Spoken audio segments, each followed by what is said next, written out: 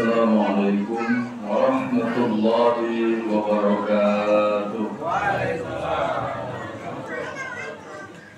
Semua para ikhwan dan akhwat yang hadir, mari kita berdoa kepada guru kita, Lahatul Sultan Muawiyah fi hadzal zaman, Fadilul Syekh Muhammad Abdul Ghafur Al-Masdur, wa tasawwur al-Fatihah. Bismillahirrahmanirrahim. Alhamdulillahirabbil alamin. Ya na'budu wa ya nasta'inu ihdinas mustaqim siratal ladzina an'amta 'alaihim. Bismillahirrahmanirrahim. Alhamdulillahilladzi faddalana 'ala katsirin min 'ibadihi al-mu'minin. Allahumma shalli 'ala nabiyil hashimi Muhammad wa 'ala alihi wa sallim taslima. Ilahi anta maqsudi wa ridhaka madhuri 'atini mahabbataka wa ma'rifataka wa 'atini ma'aka abada. Wa qala Allah ta'ala a'udzu billahi minasyaitonir rajim. Bismillahirrahmanirrahim. Wasta'inu bis-sabri was-salah wa innaha lakabiratun illa 'alal khashi'in. Wa qala Rasulullah sallallahu alaihi wasallam, la ilaha illallah hisni man qalaha dakhala hisni wa man dakhala hisni umina min adabi. Sadaqallahul azim wa sadaqa rasuluhu nabiyul habibul karim wa nahnu dzalika minasyahidina wasyakirin walhamdulillahi rabbil alamin. Di hadapan guru kita bersama, kita bersyukur kepada Allah Subhanahu wa taala. Malam hari ini kita semuanya bisa hadir untuk melaksanakan acara khidmat amaliyah manakib, diawali dari sholat maghrib berjamaah, dilanjutkan dengan zikir, khataman, sholat sunnah, sholat isya berjamaah, zikir, dilanjutkan dengan sholat sunnah, syukur Lailatul Qadar, dan dilanjutkan amaliyah manakib. Dan di saat ini, sampai saat ini, alhamdulillahilladzi faddalana 'ala katsirin min ibadihil mu'minin. Dengan semua itu, insya Allah semua yang hadir penuh dan mandi berkah. Amin. Terkhusus pemangku manakibnya, apapun bentuknya, baik persediaan makanan, minuman dan lain-lainnya, semuanya menjadi khidmat kepada guru kita, dan pasti kita akan mendapatkan balasannya dengan balasan yang berlipat-lipat ganda. Mudah urusan kita, dan tentunya sebagaimana doa Abah, di sini senang, di sana senang, di mana-mana hatinya senang. Insya Allah. Ini sesuai dengan Al-Quran yang menyatakan, wa basyiril mu'minin, berikan kabar gembira kepada orang-orang yang beriman. Siapa yang beriman? Yang beriman adalah yang mengucapkan la ilaha illallah. Apalagi la ilaha illallahnya ditalqinkan. Kalau tidak ditalqinkan, tetap ada kebaikannya. Karena la ilaha illallah itu kalimat hasanah, kalimat bagus, kalimat thayyibah. Kata Nabi, la ilaha illallah itu afdhalul dzikri. Jadi afdhalnya zikir memang la ilaha illallah. Hanya ada bedanya. Guru kita mengatakan hanya khusus untuk orang yang sudah ditalqin saja. Khusus untuk orang yang sudah ditalqin saja. Ibadahnya menjadi senang. Kalau tidak ditalqin, ibadahnya pun jadi siksaan. Na'udzubillah min. Bagaimana ini bentuk kebenaran kalimat guru kita? Nah, kalau kita tidak mampu untuk memahaminya, maka ini akan menjadi racun. Oh begitu sih apa ngomong? Ya. Apalagi diucapkan oleh mubalik, diucapkan oleh wakil talqin. Orang yang tidak ditalqin, maka ibadahnya saja menjadi siksaan. Bagaimana cara pengertiannya? Kalau tidak ditalqin, ibadahnya merupakan siksa. Contohnya tadi, wasta'inu bis-sabri was-shalah. Fa innaha lakabiratun illa 'alal khashi'in. Mintalah tolong kepada Allah. Bis-sabri was-shalah, dengan sabar dan salat. Sabar itu ibadah kelas tinggi. Sabar itu ibadah tingkat tinggi. Dan salat. Wa innaha lakabiratun. Tuh, kabiratun di sini adalah sesuatu yang amat berat. Innaha lakabiratun, sesungguhnya sholat itu amatlah berat. Dan siksaan apa enggak? Mau turun, panas banget, siksaan. Mana panas kayak begini. Kalau enggak ke masjid malu. Malu siksaan apa enggak? Malu siksaan enggak? Siksaan. Waduh, nggak enak siksaan kan? Berat itu siksaan apa bukan? Apalagi ini turun, panas banget. Terus asar, mana lelah, mana capek, berat apa ringan? Berat itu siksaan apa bukan? Siksaan. Maghrib lagi, nggak berangkat, tetangganya berangkat. Ya, nggak berangkat orang, nggak enak lah pokoknya. Yang gak enak itu namanya siksa. Wa innaha lakabiratun illa 'alal khashi'in. Minta tolong kepada Allah. Bersabar dan sholat itu sangat berat kecuali orang-orang yang khusyuk. Sementara khusyuk itu diterangkan dalam Al-Quran surah Al-Hadid, bahwa khusyuk itu adalah hudurnya hati, ingatnya kepada Allah. Bagaimana bisa hadirnya hati ingat kepada Allah kalau tidak pernah ada dimasukkan ke situ? Dalam surah Al-Hujurat ayat 14 jelas menyatakan cerita tentang orang Badui. Orang mana? Badui itu siapa? Badui itu artinya kampung. Orang kampung di Madinah. Di mana? Di Madinah, menemui Rasul. Ya Rasul, aku sudah beriman. Kata orang Badui, ketemu dengan kanjeng Rasul. Lalu Allah berfirman, Muhammad katakan kepada mereka, mereka belum iman tapi baru Islam. Tuh. Karena iman belum masuk ke dalam dada mereka. Jadi iman itu dinyatakan masuk ke dalam dada. Masuknya sesuatu itu harus dimasukkan seperti paku. Tahu paku? Bisa masuk sendiri enggak? Enggak akan bisa masuk sendiri. Harus dimasukkan dengan sengaja. Dan paku itu kalau lurus terus digebukin sampai habis. Paku oleh tukang, kalau sudah masuk dia lurus terus dihajar. Begitu juga orang yang sudah dimasukkan la ilaha illallah ini, apabila istiqomah terus dihajar sampai habis. Sampai apa? Sampai habis waktunya, sampai is dead. Tahu is dead? Sampai in the game, the end. Sampai apa? Sampai mati. Mati apanya? Mati sifat-sifatnya. Hancur terus bagaimana supaya bisa fana ofisien, bisa riyadhatun nafsi.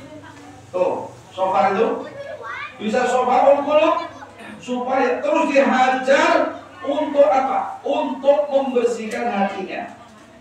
Supaya tidak ada rodail atau kotoran-kotoran hati, karena la yamassahu illal mutahharun. Allah tidak akan disentuh kecuali orang yang suci. Maka orang yang sudah suci hatinya dengan kalimat la ilaha illallah yang terus dizikirkan, akan ada satu kasab terbukanya ma'rifat, rasa senangnya terbukanya tahu kepada Allah. Sering apa sering? Bagi ikhwan pasti merasakan. Bagi ikhwan yang sudah taklim pasti merasakan ada kalanya rasanya dekat banget dengan Allah. rasanya bersama dengan Allah. Saat apa? Saat ada gangguan. Saat ada gangguan, dikit kopinya, kenceng banget kalau ada gangguan. Apalagi didatengin jam kolektor. Jangan angkat tangan, nanti ketahuan. Pura-pura nggak tahu aja. Masya Allah. Itu benar. Ketika kita sedang berbuat maksiat, maka Masya Allah.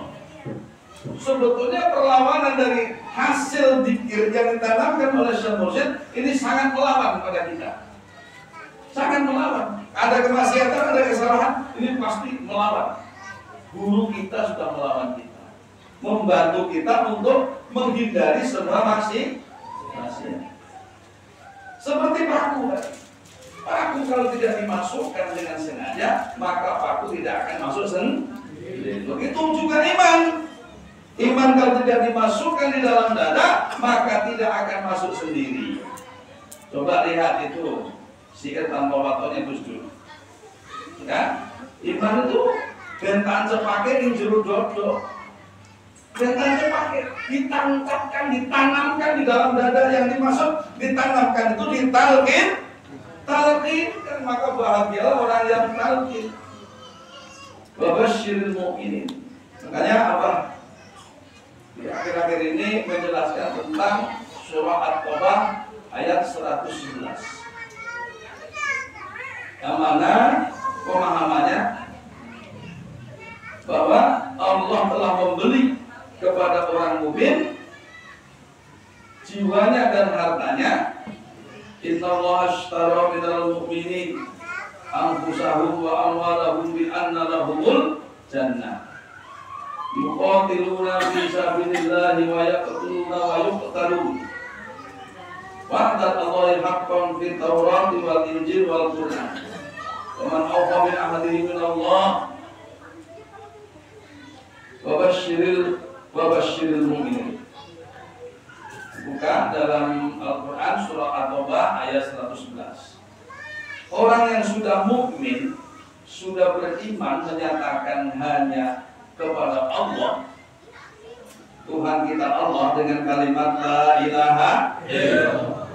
Orang yang sudah menyatakan la ilaha illallah dengan melalui baiat talqin,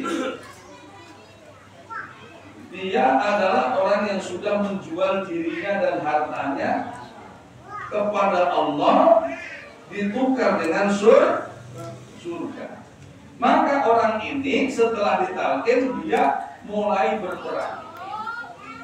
Yuqatiluna fi sabilillah, yaitu berperang di jalan Allah. Apa berperangnya? Berperangnya melawan hawa.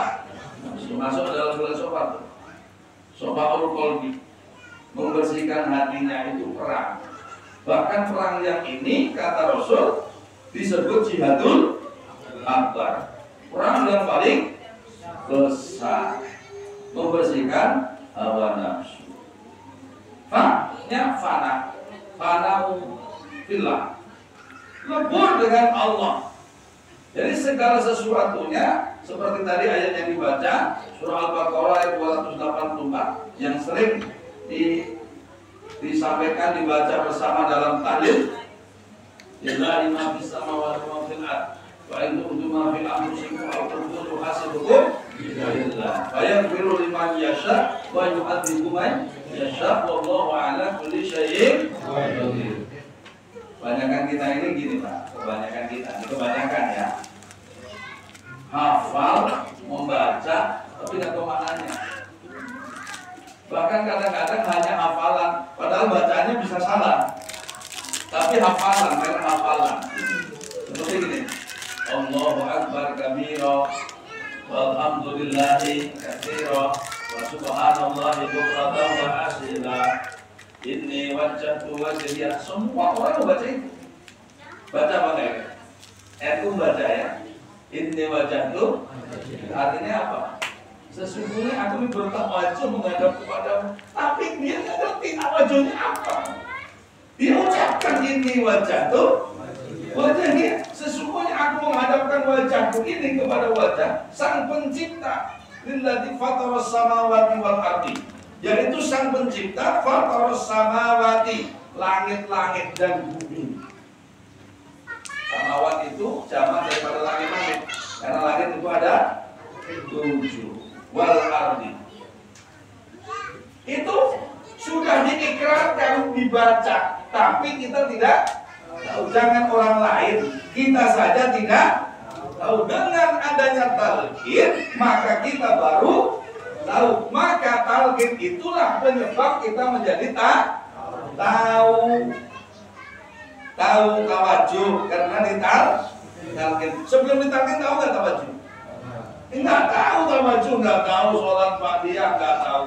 Awabin nggak tahu, tobat nggak tahu, birrul walidain nggak tahu, hifdzul iman nggak tahu, syukur nikmat nggak tahu, zikir la ilaha illallah pun tidak tahu. Ya, kebanyakan sekarang masih subhanallah, alhamdulillah, tapi ilmunya ditinggal. Zikir apa belum? Belum. Zikir itu apa? Kalimat zikir itu kalimat apa? La ilaha illallah. Kalau subhanallah itu kalimat apa? Tasbih. Kalau alhamdulillah kalimat tahmid. Kalau Allahu akbar kalimat takbir. Zikirnya ada belum? Belum. Zikirnya la ilaha illallah. Nah, kita dengan talqin itu maka jangan ragu-ragu lagi. Semua apa yang diucapkan guru kita sudah ada benarnya dan ada Al-Qur'annya. Cuma kapan sampainya kepada kita menyesuaikan, karena manakib ini masih panjang, masih banyak. Besok ada manakib lagi, besoknya ada manakib lagi, besoknya ada manakib lagi. Masih ada nanti di Istiqlal, di mana? Monas. Di Monas harus hadir. Ini sebagian orang mengatakan begini, aduh kayaknya kalau di Monas saya nggak sanggup. Kenapa? Monas ini lapangan terbuka, kalau manakibnya sampai jam 9, aduh nggak kuat, panasnya tidak kuat. Kenapa tidak kuat? Orang bersama la ilaha illallah itu sudah tidak ada panas, sudah tidak ada dingin, mestinya begitu. Kalau panas dilawan dengan la ilaha illallah, dingin juga dilawan dengan la ilaha illallah. Makanya siapa orang yang mengatakan dirinya beriman kepada Allah lalu istiqomah, gitu. Istiqomah dengan la ilaha illallah itu sebetulnya sudah tidak merasakan apapun, karena sesungguhnya kita ini, jiwa atau nyawa kita, harta kita ini sudah dibeli oleh Allah. Kemarin kalau ya Ibu Sairi menjelaskan begitu. Yang dimaksud sudah dibeli oleh Allah itu masih milik kita atau sudah milik orang lain? Milik Allah. Jadi Pak, ketika kita menjual, contoh nih, tongkat ini sudah saya jual ke Pak Ali, masih milik apa sudah miliknya Pak Ali? Bai'at, baik ngerti? Bai'at atau talqin itu jual beli Pak. Dari kata bai'un. Bai'un, bai'at itu artinya apa? Jual beli. Sudah menjual, saya sudah melacurkan diri saya, menjual diri saya, nyawa dan harta saya kepada Allah ditukar dengan surga. Dengan itulah maka guru kita mengatakan, kalau orang sudah pulang, dia ucapkan selamat jalan. Di sini senang, di sana senang, di mana-mana senang. Saya lapor ke Pak, Ibu kita namanya Anu, kemarin sudah pulang, alhamdulillah. Kata apa? Cuma kalau Pak Nonton dengan temannya meninggal, dengan alhamdulillahnya jangan ya. Ini beda dengan pemahaman umum. Kalau umum dibilang Pak Anu mati, alhamdulillah. Ini senang, bukan senang bisa dikapal. Harus hati-hati. Sudah panen. Kalau kata Abah, kalau Abah kan tahu maknanya.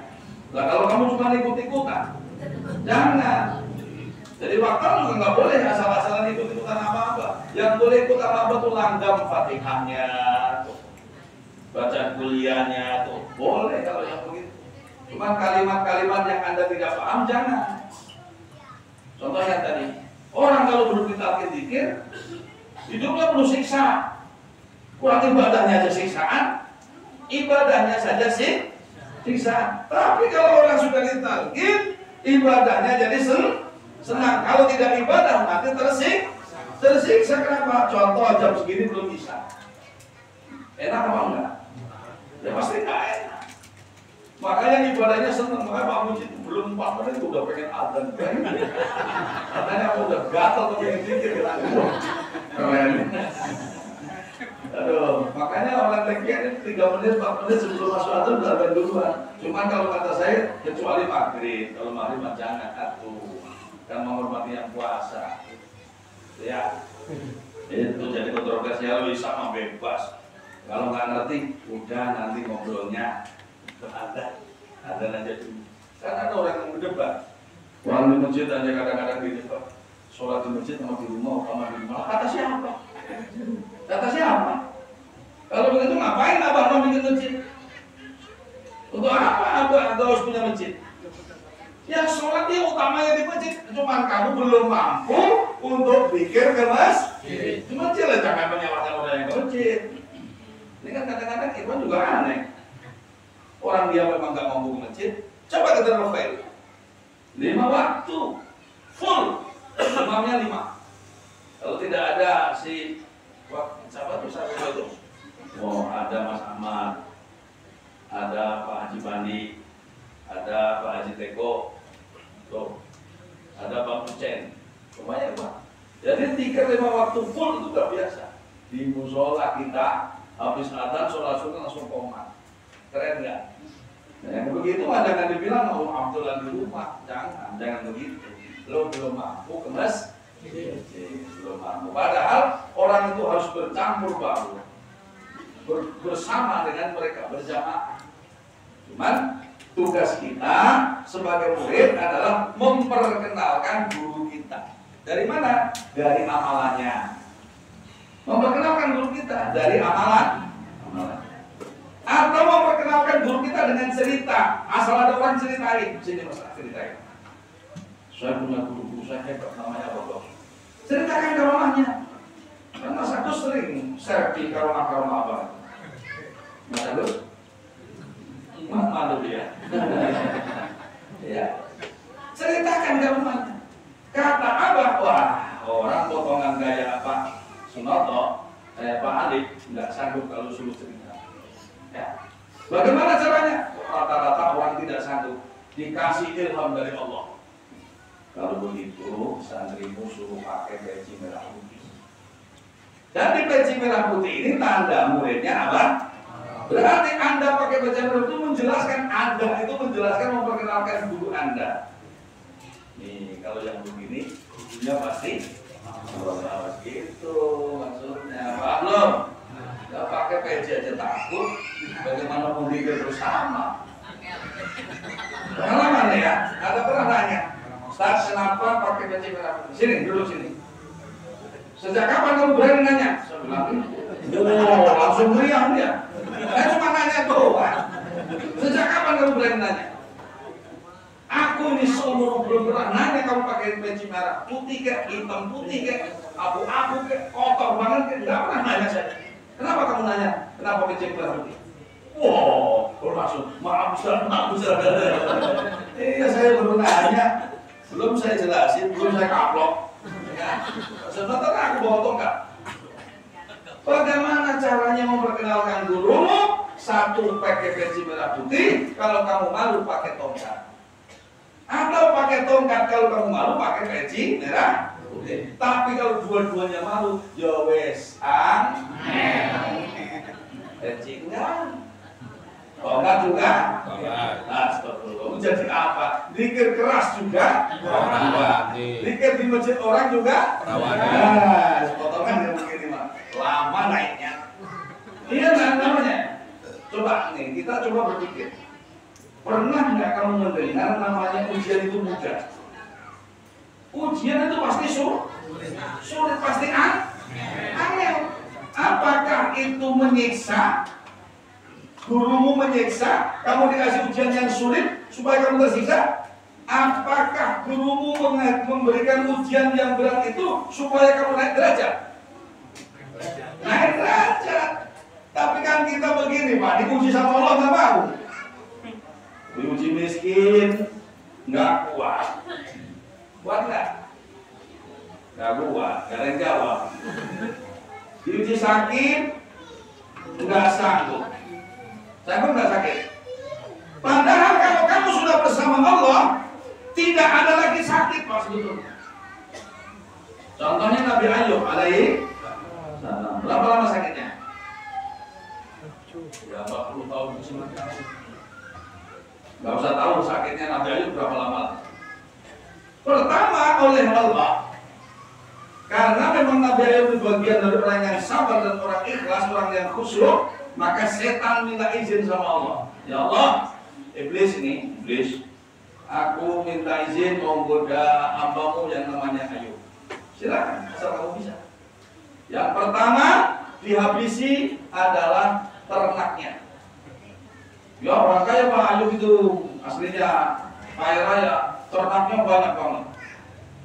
Dibakar kandangnya, mati semua. Laporkan, tuh, yuk kandang ternak kamu habis. Biarin aja. Udah habis mau diapain? Tuh saking sabarnya. Kalau Pak Sarman motornya hilang satu gimana? Menangis ya. Lapor ke polisi. Ya, motor satu hilang juga. Ya, makanya belum lunas sudah bisa dipikirin. Lalu iblis datang lagi. Ya Allah, izinkan lagi untuk menggoda nabinya. Ayub, silakan. Dihabisi anaknya Pak. Rumahnya dibakar, anaknya kebakar, semua mati di dalamnya. Ini Nabi Ayub masih sabar Pak, masih ikhlas Pak. Karena semua nabi, semua rasul itu ucapannya dan imannya sama kepada la ilaha illallah. Habis itu Pak, 7 istrinya dihabisin semua Pak, supaya tidak suka sama Ayub karena miskin. Masih sabar Pak, tinggal Siti Rahmah. Dulu saya Siti apa saya Dati? Saya Dati apa Siti? Sudah jelaskan berkali-kali masih Siti lagi ya. Gimana caranya saking miskinnya, masih juga sabar, masih juga istiqomah, masih juga ibadah kepada Allah, maka iblis masih minta habiskan daging-dagingnya. Kenapa penyakit stroke Pak? Penyakit kulit Pak, rontok Pak dagingnya. Tidak minta sembuh Pak Nabi Ayub Pak. Beda kalau Pak Noto, baru demam sehari langsung ke paru, beli kodrek ke kemar, beli paramen nggak boleh minta, sakit minta diurut, sudah diurut minta dikerok, habis dikerok minta disuntik. Minta apa boleh, aneh wes, saking ininya. Ini cerita Pak Noto, ceritain saya Pak. Ya kalau kita masih pergi seperti itu, Nabi Ayub enggak. Diminta oleh keluarganya, mintalah sama Allah. Kamu kan Nabi Allah. Jawabnya bagaimana? Kamu tahu enggak? Allah itu pasti lebih tahu sebelum kita minta. Allah mengetahui enggak kira-kira? Tahu enggak kalau kamu sakit? Dari mana sakit itu? Dari Allah. Sembuhnya juga dari mana? Dari Allah. Maka ada dokter bisa menyembuhkan? Enggak ada. Iman kita itu seharusnya sampai ke situ Pak. Jangan cengeng.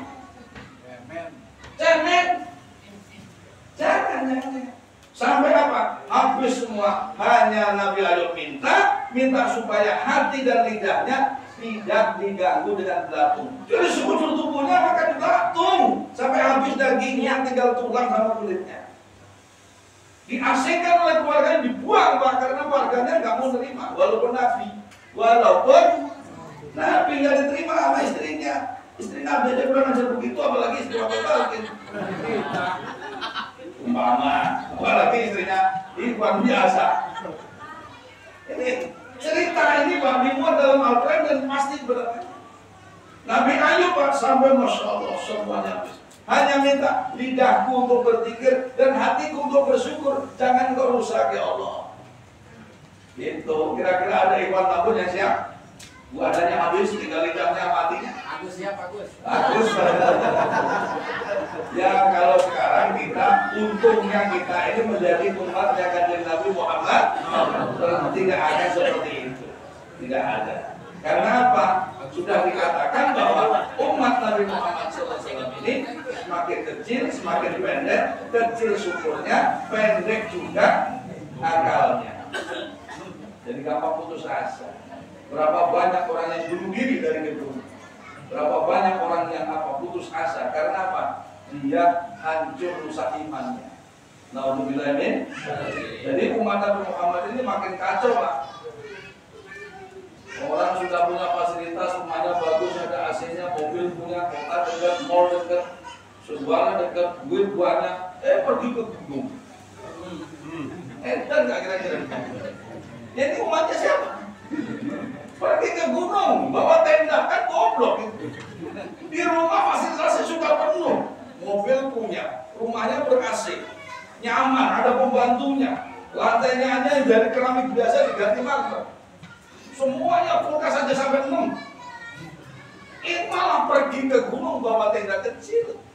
Di gunung itu dingin, naiknya susah, gelundung, modal lagi. Ada yang gitu? Iya. Itu pasti orang yang belum ditalkin. Pasti itu. Kalau orang yang ditalkin nggak begitu, ngapain repot pergi ke sana, dikir. Pergi ke sana, dikir. Kalau dikir nah, coba belum dikir. Punya utang nggak kira-kira? Punya utang, karena janji kita innalladzina yubayyi'unaka innama yubayyi'u Allah. Janji baiat kamu itu sebetulnya janji baiat kepada Allah. Orang janji kepada orang aja kita nggak enak hati, sama Allah kamu enak baik. Berarti mungkin itu belum kenal dengan Allah, belum marifatnya belum dalam, belum sampai mahabbataka wa mahabbataka, apalagi ma'akabata, masih jauh. Baru ilahi anta maksudnya itu kan hilang-hilangan. Kadang-kadang maksudnya ke Allah, kadang-kadang maksudnya ke lain. Ilahi anta maksudnya itu panjang, Pak. Enggak segampang yang diucapkan. Gampang ucapinnya, Pak. Wah, untungnya kita beruntung senangnya kita punya guru kita Syekh Muhammad Abdul yang punya kejembaran. Walaupun dikirnya cuma 3 lagi tetap dikasih, tetap disayang, tetap dijagain. Jangankan ke muridnya sudah talqin, kepada orang yang baru calon muridnya saja disiapkan 40 ekor kuda. Dengar nggak? Apa itu? Narkoba. Sudah muridnya apa belum? Kalau orang dia aja curiga sama apa? Katanya wali kok gitu. Ya, dia niatnya mau datang, nggak jadi. Setelah melihat kudanya, ini kamu nih. Masya Allah. Tapi walaupun dia masih berprasangka buruk, tapi tetap disayangkan, disiapkan 40 ekor kuda yang tiap ada disembelih. Yang dimaksud makan hatinya, makan hati. Hatimu dikelola dulu ya. Dulu mau balik itu wajib mungkin 40 hari dulu di Suryalaya sebagai bentuk riadoh. Orang sekarang disuruh kita beli apa doang 40 hari ya. Angel ada. Dulu mau balik itu wajib riadoh 40 hari, sholat dan mandi jam 2. Dulu mandinya jam 2. Sekarang mandinya jam 00:01 detik. Mandi dulu jam 2. Jam 2 udah tidur lagi sampai isroknya cuma 6 rakaat. Dulu isroknya cuma apa? Isrok 2 rakaat, isti'adah 2 rakaat, lalu istikharah. Sudah. Ada isti'adah itu baru, Pak, belum lama semasa abadnya isti'adah. Ya, baru disambung dengan Tuhan, baru dulu di Suryalaya Tuhannya jam 8 jam 8 maksudnya gitu. Dulu hanya Rebo Kasan, sholat isti'anah. Kemarin ini Rebo Kasan, kemudian paginya Rebo Kasan, malamnya ada gempa bumi untuk Kabupaten Bekasi. Hati-hati orang Bekasi itu, jangan merasa aman.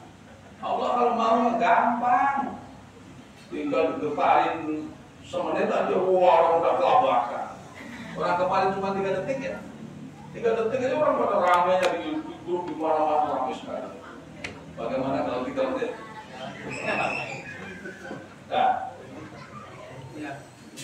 Nabi Ayub saking susahnya si Sayyidati Rahmah menukar rambutnya karena rambutnya begitu indah dikagumi oleh anaknya raja, dipotong rambutnya diambil oleh putri raja, ditukar dengan roti, dibawa pulang, dikasih makan ke Nabi Ayub. Nabi Ayub marah, murka. Karena apa? Tanpa izin aku, kamu berani-beraninya menjual rambutmu. Padahal niatnya baik. Ini kadang-kadang kita juga begitu. Kita sudah niat baik, belum tentu awalnya. Baik itu kan bagi kamu masih pencampur nafsu. Ya kan? Contohnya ini, tidur. Itu kan baik buat kita. Kalau nggak tidur kita nanti apa? Capek, masuk angin segala macam. Kata kita. Tapi kata apa? Enggak. Ya kan? Nah maka Nabi Ayub bersumpah, aku bersumpah atas nama Allah. Nanti kalau aku udah sehat, aku cambuk 100 kali. Istrinya ngasih roti, jual rambutnya, mau ditumbuk 100 kali. Sudah sembuh, dikasih sembuh oleh Allah, dia nagih mau menepati janji. Ya Allah, saya mau hajar istriku dengan 100 kali cambukan. Wow, terus diajarin, yo, istrimu itu niatnya baik. Dari 7 istri baru tinggal 1 dia yang menemani kamu. Kamu silakan cari lidi jumlahnya 100. Sudah jumlah 100 kamu gebukkan sekali pelan-pelan saja. Nah inilah siasat yang paling hebat. Berarti sekali pukul jangan sama dengan yang ngajarin siapa? Allah. Makanya orang itu harus pintar, Pak. Karena semua kepintaran ilmu itu dari Allah. Gitu. Jadi siapa yang mengajarkan untuk bukan curang sebetulnya. Bukan curang itu. Nanti dikatakan curang lagi. Bukan diajarkan curang, diajarkan cara yang benar. Kamu istrimu harus sayang, tapi kamu harus menepati janjimu. Bagaimana? Kalau tidak diajarin ya susah. Nabi Ayub diajarin. Dan sekarang Nabi Ayub dulu diajarin oleh Allah, dan sekarang guru kita juga diajarin oleh Allah. Makanya Allah sering mengucapkan demi Allah.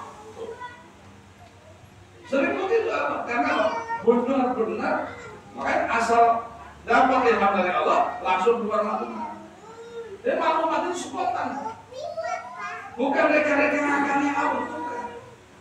Apakah sudah tidak tahu apa-apa, tidak mau apa-apa, tidak punya apa-apa, punya cuma itu. Dan beliau memang tidak tidur.